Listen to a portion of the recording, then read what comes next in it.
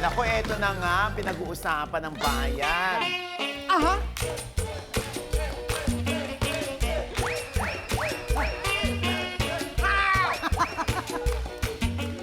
Ayan. Ay, naku, eto na nga.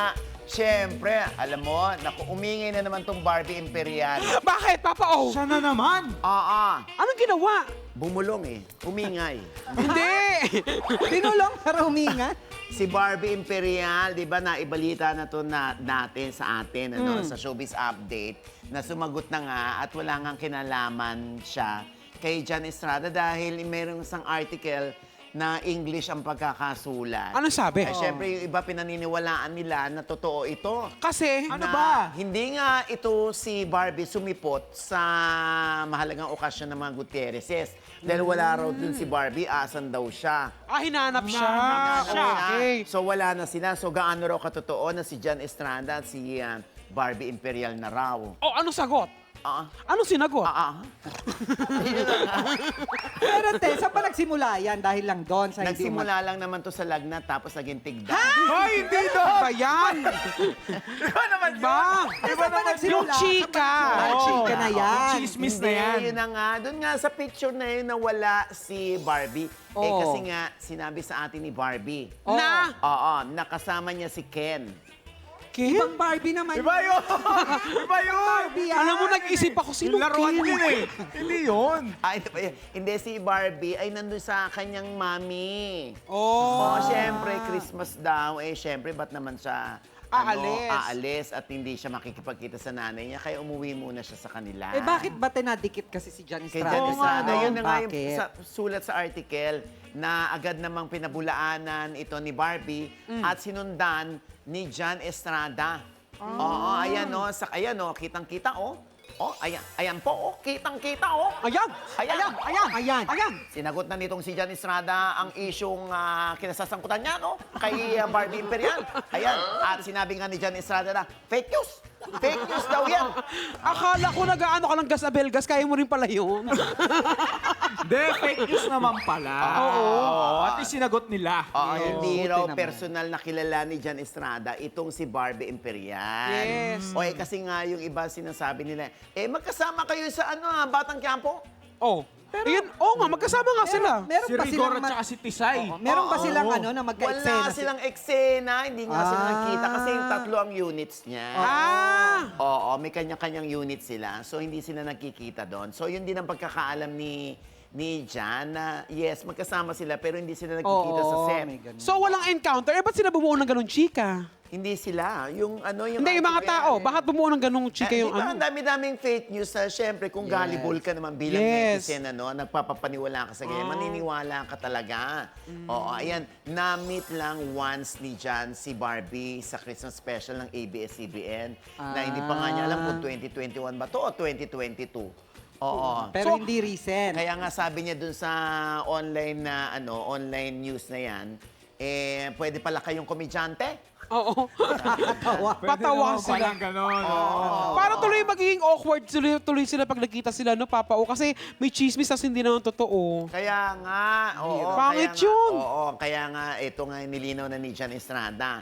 Kaya yung tinatanong naman ng iba, bakit daw yung ibang issue kay Jan Estrada, hindi rin naman daw ganun ang reaksyon niya. Ito daw talagang pinaglaanan ni Jan Estrada. So, Parang parang yung tanong sa akin, malay ko ba, hindi naman ako si Jan Estrada? parang sinasabi siguro ng mga netizens na baka totoo na nga itong sinasabi ni Jan Estrada. Kasi doon sa iba, di ba, minsan nananahimik lang siya. Pag nananahimik, anong ibig sabihin, Jex? Baka totoo. Ayan, Jex, ha? Ayan, ha? Ayan. No, Baka kasi may lang. kinalaman ito sa kanyang asawa, si Priscilla Mirelles. Oo. Di ba? Ayaw yung pag-usapan ng pamilya niya sa SOCMED. At saka baka nahihiya siya sa mga Gutierrez kung maalilink siya kay Barbie. Bakit? Syempre, di ba, Joe? Di ba? Sa kanya galing yan. Hindi! Di ba, parang magjowa na si Barbie tsaka si Cher, di ba? Kasi hinahanap ka siya sa picture ng mga Teka, Gutierrez, eh. Umami na ba? Ba't wala nga siya doon? Sa kanya galing Ayan. na. Mukhang last ko na. Alam mo, hindi. Si Barbie nga sa Japan, nung kausap ko. Ano sabi? Ayun nga, kasama yung mga friends niya. Ah. So, yung issue sa kanila ni Jan Estrada hindi totoo. Yes. Dahil sila pa rin. Oh. Sila pa rin? Yes. Nino. Ha? Nino. Nikid yan ba? Okay sa'yo? Ayan, lagot! Lagot! Sorry. Ba't ka nanunula? Hindi, sikid kasi. Yun nga, and then sa Japan, bakit naman ang pare-pareho na silang may partner, si asawa ni Richard Gutierrez, sino nga ba yun? Si Sara Sara Labati, Labati, yes. na binlock ako sa... Binlock ka? Ba, hindi ba unfollow? Hindi ko alam kung binlock ako o winight ako. Hindi, block. Block. Oo, hindi nga, so yun, binlock ako, malay ko ano ng balita. Ano ba sinabi mo? Ba't ka binlock? Syempre, iba sa mga balita ko tungkol sa kanya, lalo na nung nag-Hong Kong sila nung isang lalaki. Oh. Oo, na nakunan, tapos nilabas namin. Ay, Sino ba? Kumakain sila doon. Nang ano? nang ano? Pansit luglog. Meron sa Hong Kong mo? Dinayo pa nila? Iba yun. So, eto na nga, kaya nga lagi ko sinasabi, may kanya-kanya na silang buhay. Ang inaasikaso na lang yata nila yung annulment. Ayan ha, tigilan na natin yung Jan Estrada, Barbie Imperial. Hindi yan totoo. Yes, dininay na nila. Oo, si Barbie at si Richard ay okay. Oo. Si Jan Estrada at si Priscilla sana, syempre, wish natin maging okay. Yes, oo. Oo, Oo kasi si naman. Jan Estrada tsaka si nagkita sila nung merong isang event si Aneshka. Oo, di ba? Nagkita sila? Nagkita sila. Andun din yung nanay ni Jan, pati yung mga kapatid ni Aneshka kay Janice de Belen. Grabe, ang dami mo talagang alam, no? Dami talaga nito. Oo. Grabe talaga. Gusto mo yung annulment case sa'yo? Ayan! Yun. Parang gusto ni Kid. Sa akin may kwento. Anyway, naku, eto na nga, nakakaloka. Ano? Hoy, Diyos ko, ano nang nangyari sa MMFF? Ano ba? Maganda, nakapanood na ako.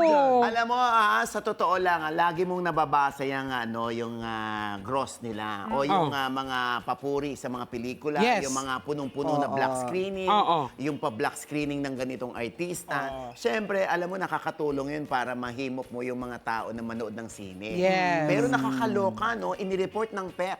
Yan. Oo. Ano sinabi ng na PEP? as of last weekend, January 5 nga, ay almost, hindi pa umaabot ng 600 million ang gross, unofficial ito ng MMFF. So, ibig sabihin, nung 10 pelikula, wala pang 600 million. Oo nga, nakakaloka. Oh. Hindi, samantalang last year, yung Rewind, Rewind. naka 894 Yes. Solo yun, solo. Kanya lang Oo, yun oo. Pwera pa yung iba. Diyos ko, ano na nangyayari? Hindi, pero para sa akin man, nakikita ko kasi sa... Huwag na natin ano yun yung annulment. Tapos Hindi. na, Analme? Hindi, para sa akin sa social media kasi nakikita ko may kanya-kanyang opinion yung mga tao na nakapanood. Oo. Kaya kung iisipin mo, parang ang daming nanood ngayon, ang daming magandang ang pelikula na nangyari kasi, nagsabay-sabay. inisip mo eh. Hindi! Yun yung nangyari. Hindi! Nakita ko kasi sa mga post niya, sobrang ganda ng ganito, ganito, ganyan. Ito yung mga ano yun nila. nga yung humihimok sa mga tao para manood sila. Kaya lang kahit ganun pala, no, maraming nanonood, parang, eto lang, Oo nga eh. parang almost 600 million lang. Pero feeling ko, Papa naubos ang pera nila. Sa Hello Love Again. Yun ang masyadong dikit isa din rin yan, Pangalawa, 10 entries naman kasi ito. Isa pa yan. Nakakaloka. Kaya yung panawagan nga natin, di ba? So, parang kumbaga, nahati-hati. Di ba nag-post ka nga dyan, Te? Oo, ganyan. Ano nga? Yeah. Hindi ganyan! Yung post mo na iba, hindi naman Ibahin mo naman yung post mo. Yeah! Ang bata mo doon. Ikaw nga. Naka-t-shirt. Ito na nga, Diyos ko, ano ba yan? Hindi, nag-post nga ako doon na sana, nakikiusap ako na sana. Siyempre, hindi lang ako, no? Maging ang mga producer sana ay ibalik na lang sa hanggang 6 na pelikula lang ang kalahok tuwing MMFF. So, sa tingin mo, Papa nung naging 10, naapektuhan yung lahat ng pelikula? Oo, siyempre. Imagine mo dito, sabihin mo na naka 270 million daw itong si Breadwinner is. Kung divided by 3 mo yon, ilan? Magkano yon? 90. So, 90. posibleng ang puhunan doon ng Star Cinema, ng ABS-CBN Production ay 80 million. So kumita sila ng 30 million. Imagine mo sa 30 million ka lang. Ang liit nga nun, yung The Kingdom. eh yung green bones. Oh, malalaki din ang mga puhunan Oo, yan. Alam mo naman dito, malaking times plot. 3 lagi. Oo. Ha? Kung 10 million ang pelikula mo, dapat times 3. Naka 30 million ka para Kumita. mabawi mo lang yung 10 million mo. Ganon. Pero tingin ko dyan, te, tama yung sinabi mo dun sa post mo na siguro bawasan. Bawasan. Eh kasi naman maraming pinagbibigyan politiko. Paano pinagbibigyan, ma? Paano pinagbibigyan? Hindi, di ba nakikiusap, ipasok yung entry. O, ayan, hanggang sa naging 8. Eh, nung may nakikiusap pa, ayan, naging 10. Pero Papa, baka ginawa nilang 10 kasi 50th anniversary nila. Hindi kaya yun yun? Hindi. Ay, hindi. Last year, 10 din, di ba? O, kaya, kaya MMDA. Eh kasi last year, Baka- 49th anniversary nila. Ha? Hindi, pero sana nga, di ba, kung ganito pala yung naging resulta, sana sa susunod na taon, bawasan nga, no? Mas pabor yung konti na lang. Di ba sinabi ko nga? Hindi kasi nakikita natin yan. Hindi pa kasi ako Naiiyak. Hindi pa kasi ako tapos. Hindi pa kasi ako Naiiyak si tapos. baby girl eh. Hindi kasi, di ba, parang Ang ganda mo umiyak. Pang green bones. Hindi. Kasi tinakil natin to nung trade launch, di ba? Oo. Parang ito yung isa sa mga tanong natin. Oo. So yung napili ko nun, ang sagot niya, okay lang. Kasi para mas maraming choices daw.